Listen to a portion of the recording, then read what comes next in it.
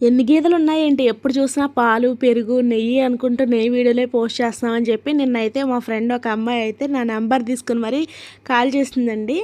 ఇంక నాకు చాలా ఇదిగా అనిపించింది. నేనైతే అందులో నెయ్యి ఫర్ సేల్ అని చెప్పి అదే హోమ్ మేడ్ ఘీ అని చెప్పి సేల్ అని చెప్పి నెంబర్ అయితే పెట్టాను. ఇదేంట్రా బాబు ఇది ఇన్‌స్టాగ్రామ్‌లో నెంబర్ పెట్టేసిందని కంగారు పడిపోయి ఫోన్ చేసిందంట.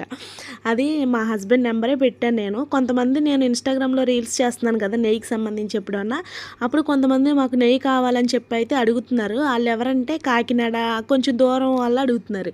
మా జంగారెడ్డిగూడెం కదా! సో, అంత దూరం అయితే మాకు కుదరదండి. ఇది పైగా ఎక్కువ క్వాంటిటీ ఏం కాదు కదా! ఏదో చిన్న చితక ఎవరైనా దగ్గరోళ్ళు, లోకలోళ్ళు కావాలంటారేమోనని చెప్పి పెట్టేసామని చెప్పేసి అని అడిగి చెప్పేసామనమాట. ఇదేంటి ఏమి నంబర్ పెట్టేసావేంటే బాబు అని చెప్పేసి కాల్ చేసిందనమాట. నేను ఏం లేదే బాబు ఇంకా మాకు ఇలా గేదెలున్నాయి నిజంగానే ఉన్నాయి నువ్వు అనుకున్నట్టే. ఆ గేదెలు మేము ఎక్కువ వాడమనమాట నెయ్యి. మాకు 1 వీక్‌కి అలా వస్తా ఉంటదనమాట. నేను బానే స్టోర్ చేస్తాను. చిన్నగా కూడా పోనిచ్చను.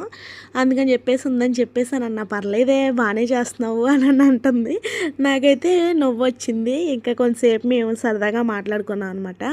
నేను ఇలా వీడియోస్‌లో నెయ్యి గురించి పెడుతుంటే కొంతమంది కొంచెం వేరేగా అనుకుంటున్నారు. నెయ్యి అమ్ముతుంది ఏంటని చెప్పేసి. సో, ఇదేం తప్పేం కాదు. మనం వాడుకోలేదు. చాలామందికి నెయ్యి అవసరం ఉంటది కాబట్టి పెట్టుకుంటారు.